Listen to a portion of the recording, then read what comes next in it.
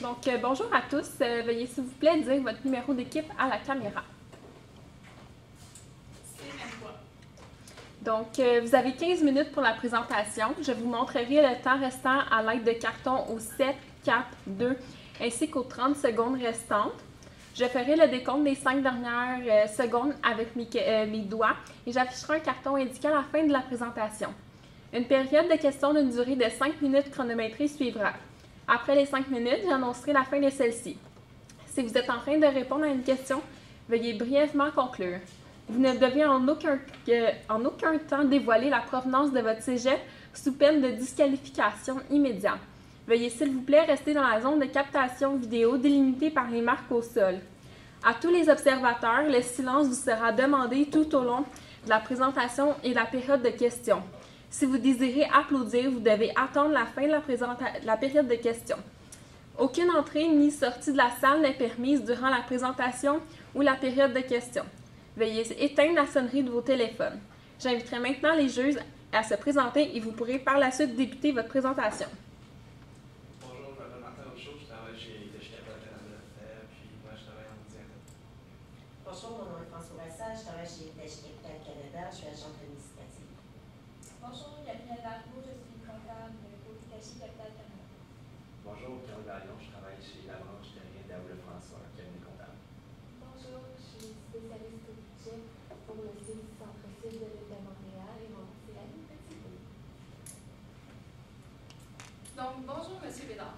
Aujourd'hui, vous nous avez mandaté pour vous conseiller sur votre entreprise Hitachi Capital Canada.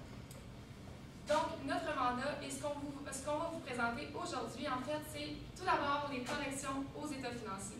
Donc, par rapport aux deux projets d'investissement les deux projets d'acquisition d'entreprise, que vous nous avez proposés, que vous souhaitez faire, nous allons faire les corrections nécessaires aux états financiers selon quelques petits ajustements qu'on va vous présenter plus tard. Par la suite, nous allons présenter les deux projets en fonction des corrections que nous avons faites. Nous allons pouvoir vérifier si le prix de vente est adéquat selon nos corrections. Puis par la suite, on va mettre de l'avant les avantages et les inconvénients de chacun des projets, donc plus qualitatifs, pour vous permettre de faire un choix plus éclairé au sujet du projet à choisir. Donc par la suite, on va vous recommander, selon nous, quel est le projet le plus adéquat pour votre entreprise. Et nous avons également quelques petites recommandations diverses que nous allons aborder par la suite. Donc, premièrement, nous avons fait un FFOM, donc force, faiblesse, opportunité et menace. Donc, premièrement, j'aimerais vous remercier justement M. Bédard pour les belles valeurs qui règnent au sein de votre entreprise, telles que les valeurs humaines que vous faites avec vos employés. Donc, parlant des valeurs humaines, vous faites des petits branches, des cadeaux et aussi d'autres activités avec eux pour les remercier de leur temps. Par la suite, vous avez comme force une main-d'œuvre qualifiée, donc aussi une variété de services, donc plusieurs solutions de financement. Une image de marque, le titre de votre marque, une notoriété ici au Canada. La reconnaissance de vos employés, comme mentionné plus tôt, vous dites qu'ils sont importants pour vous, donc c'est très apprécié de ce côté. Les faiblesses, malheureusement, il manque du stationnement. Dans le fond, où vous êtes situé à Trois-Rivières. Et malheureusement, également, il manque des espaces de travaux dans les immeubles. Pour les opportunités, donc, il y a possibilité d'affaires de s'agrandir avec les projets que vous désirez voir. Également, il y a possibilité d'avancement technologique par rapport aux projets que nous allons dire plus tard. Les menaces, donc malheureusement, telles que dans l'actualité de ces jours, il y a une pénurie de main-d'œuvre. Donc, c'est dur à chercher de la main-d'œuvre qualifiée. On sait que vous voulez avoir une bonne main-d'œuvre qualifiée, donc de ce côté, c'est plus difficile. Il y a aussi également la question économique qui pourrait toucher votre entreprise et les concurrences, bien évidemment. Donc, maintenant, on va vous présenter les corrections qu'on a apportées aux états financiers. Donc, tout d'abord, si on commence par l'entreprise Louton Truck Inc., que vous avez comme possibilité d'acheter. Donc, la première écriture que nous avons souhaité faire, c'est la radiation du compte client de transport Roule Vite Inc. Pardon. Donc, en fait, ce client-là vous a spécifié qu'il ne pourra pas vous payer. Donc, dans l'entreprise, dans la comptabilité, nous devons enlever des comptes clients et le mettre à la charge des créances irrécouvrables. Par la suite, si on remarque un peu plus bas, dans les bénéfices non répartis, nous voyons en jaune ici que l'ajustement a été fait. Donc, on voit que le 48 000 a fait diminuer notre bénéfice net, puisque une charge qui a augmenté va diminuer notre bénéfice. Par la suite, je vais laisser Laurence pour vous parler des 2 autres ajustements que nous avons faits aux états financiers. Oui, en fait, dans le fond, on voit ici les notes 1 et 2. Concernant une des options, vous devez, dans le fond, le loyer a été augmenté de 200 $ par mois. Donc, vu que c'est une dépense qui va dans les charges, ça va diminuer votre bénéfice net. Et par la suite, la diminution du bonnet au vendeur. Donc, vous offrez des bonnets aux vendeurs pour les vendeurs. C'est un montant de 3 qui est calculé sur le montant du bénéfice net. Donc, étant donné que l'année passée, on avait un bénéfice net qui est plus élevé et que, causé par la créance irrécouvrable, notre bénéfice va diminuer, c'est pour cette raison que le montant des bonnies va également diminuer, ce qui va faire augmenter notre bénéfice puisque c'est une charge qui va diminuer. Donc, par la suite, on peut voir les mêmes impacts au niveau du bilan. Donc, du côté des comptes clients, le montant de 48 000 a été retiré des comptes clients. Par la suite, pour ce qui est du loyer et du salaire, nous avons décidé pour ce qui est du loyer, de l'ajouter au compte fournisseur. Donc, le montant de 2 400 a été ajouté au montant des comptes fournisseurs puisque c'est le loyer qui doit être payé. Puis, par la suite, le bonnet à payer. Donc, ce qu'on a jugé, c'est qu'il y a un bonnet à payer. Donc, on ne sait pas exactement où vous l'avez placé dans votre état financier, dans vos états financiers, le bonnet à payer. Donc, nous avons décidé de simplement réduire le montant de bonnet à payer du montant de diminution qu'on va voir causé par la diminution du bénéfice net. Puis, ainsi, le BNR provient de l'état des BNR qui est juste au-dessus. Donc, c'est pour ça que le montant va être modifié également. Donc, c'est un peu ça les petites notes, là, la diminution des comptes clients, l'augmentation des comptes fournisseurs, l'ajout du compte des bonnets à payer, puis l'état des BNR qui fait en sorte qu'on va pouvoir avoir un bilan qui va balancer. Donc, par la suite, pour le prix de vente, c'est à partir de ce moment-là, une fois qu'on avait vos états financiers complétés, on a pu en arriver à un prix de vente raisonnable. Donc, vous avez spécifié que pour vous, un prix de vente raisonnable, c'était 2 fois le bénéfice de l'entreprise Loue ton truck.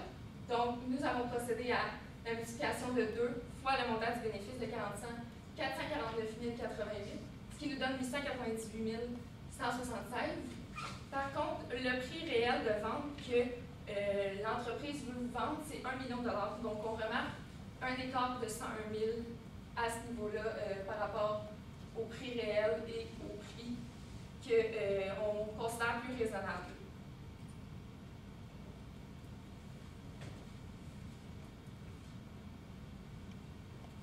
Donc, concernant les avantages et les inconvénients du Loue ton truck incorporé. Donc, les avantages, on avait ce qui est, dans le fond, la fiabilité qui est reliée au camion, c'est une fiabilité qui est très élevée. Aussi, l'entreprise est reconnue sur le marché. Donc, l'entreprise a une bonne notoriété. Ensuite, on a aussi la main-d'œuvre qui est très qualifiée.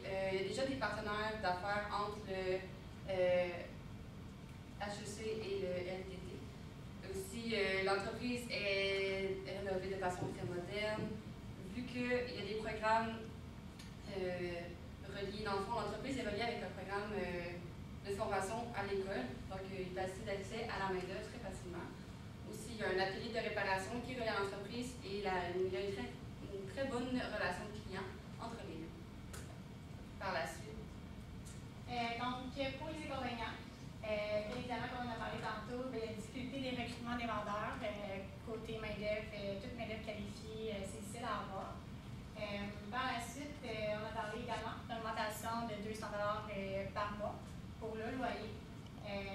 Vous n'offrez aucune journée de maladie pour les employeurs qui doivent s'absenter pour soit être malade. Donc, et pas réellement, vous n'êtes pas réellement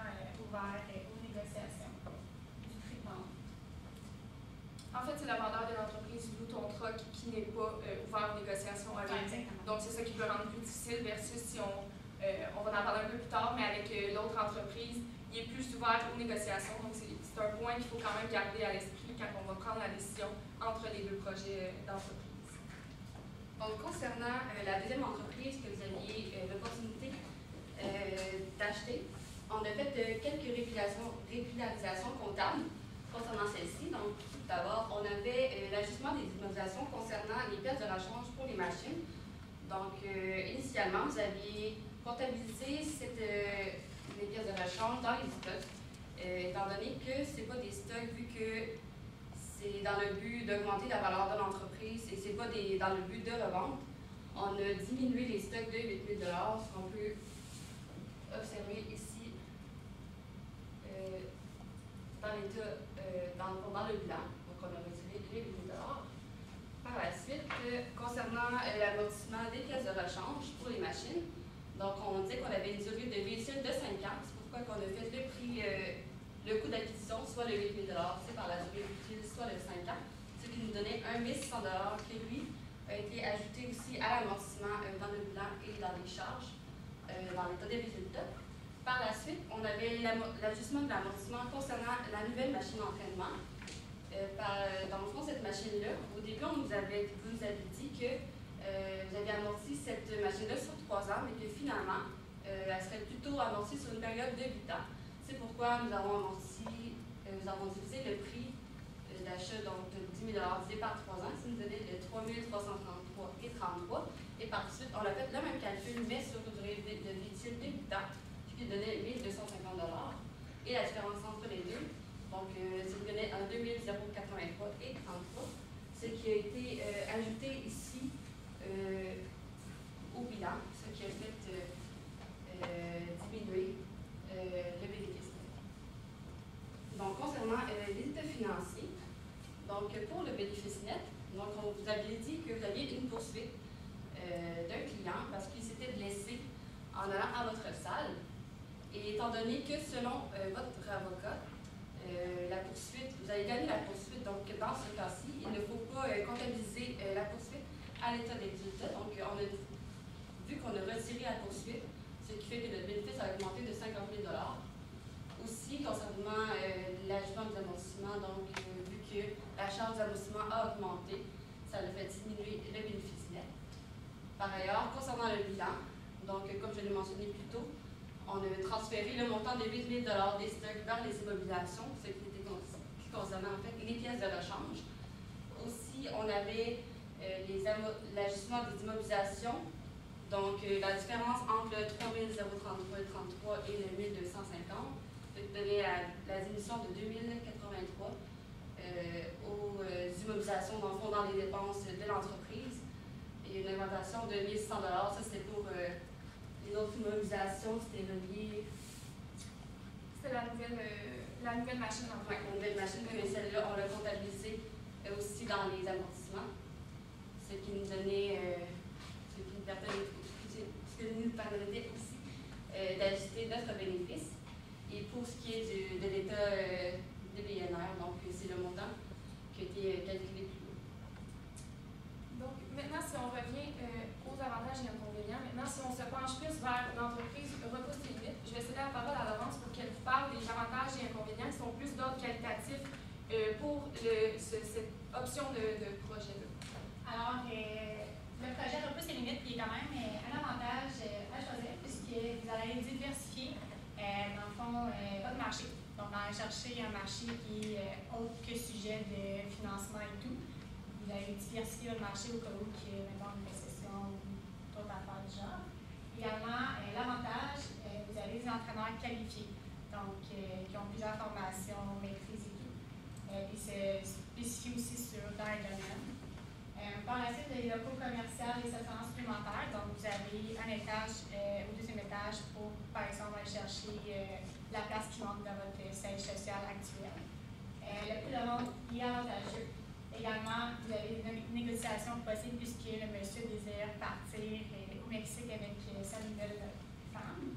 Les inconvénients, il manque l'entraîneur puisqu'il y a peu d'entraîneurs, donc aussi aucun logiciel comptable. pour la comptabilité. Il y a une diminution d'abonnement dans les dernières années. Et l'image est péjorative concernant la poursuite du monsieur qui s'est blessé en s'entraînant dans votre salle.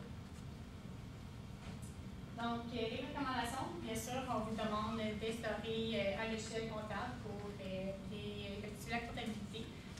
Par la suite, investir dans la publicité, puisqu'il tel que mentionné, il manque d'abonnement. Il y a la stagnation d'abonnement à votre chef. Donc, en investissement, quand vous avez investi en publicité, vous allez chercher d'autres clients possibles. Et vous devez embaucher des entraîneurs pour offrir plus de services aux clients. Donc, en conclusion, nous vous suggérons d'investir plutôt dans le projet, le deuxième projet qui repousse les limites, puisque nous croyons que c'est celui-là qui est le plus avantageux dans plusieurs sphères, comme nous l'avons vu dans les avantages à ce niveau-là, mais aussi au niveau du prix de vente, puisqu'étant donné que le propriétaire actuel souhaite vendre le plus rapidement possible pour déménager à Cuba avec sa nouvelle conjointe, c'est sûr que ça va être plus facile d'avoir des négociations avec lui. Donc, c'est pour ça qu'on vous suggère d'aller plutôt vers cette option-là, surtout que le prix est moins élevé que le prix raisonnable que nous avons calculé en fonction de nos états financiers. Puis, c'est ça. Donc, merci beaucoup et nous espérons que nous vous avons aidé à faire le bon choix pour votre entreprise. Donc, la période de questions va pouvoir maintenant débuter. Moi, j'ai une question pour vous. Vous recommandez d'aller avec le deuxième projet. On a vu que la clientèle était un peu stagnante dans ce marché-là. Est-ce que vous n'avez pas peur qu'on finisse par faire des pertes avec ce projet-là dans le futur? Oui, en fait, à ce niveau-là, selon nous, on croit que oui, ça peut être risqué d'aller de ce côté-là, mais étant donné que le prix est peu élevé, c'est à ce moment-là qu'on aurait le budget pour investir en marketing, pour faire de la publicité, puis peut-être essayer de renouveler un peu de quoi a l'air le gym pour aller chercher une nouvelle clientèle de ce côté-là. C'est notre opinion. Moi, j'ai une petite question aussi. Quand je regarde les états financiers de Repousse tes limites, je trouve que ça peut être une bonne entreprise. Par contre, quand je regarde ces états financiers, honnêtement, je vois que le bilan initial ne balance pas. Moi, en tant qu'investisseur, ça m'inquiète parce que là, je ne sais pas comment je pourrais me fier aux chiffres qu'il y a dedans si le bilan initial ne balance même pas. Donc, je me demandais qu'est-ce qu'on pourrait faire pour s'assurer que les chiffres qu'il y a dans les états financiers sont véridiques. Oui, en fait, à ce niveau-là, selon nous, la problématique, c'est vraiment qu'il n'y a pas de système comptable qui est mis en place à ce moment. En ce moment, la comptabilité est faite sur Excel, les transactions sont un petit peu difficiles à être retrouvées, etc. Donc, c'est pour ça qu'en instaurant un système comptable, puis peut-être aussi d'avoir une rencontre avec un comptable dans une firme comptable pour repartir à neuf cette entreprise-là avec les bonnes données, puis que tout balance, puis par la suite partir avec un logiciel comptable, ça va faire en sorte qu'à ce moment-là, on va pouvoir vraiment avoir quelque chose de fiable au niveau des chiffres. Mais les chiffres actuels, on peut s'y fier en ce moment pour les chiffres pour le calcul du bénéfice? Moi, je m'y fierais à ce niveau-là. On peut pas vraiment...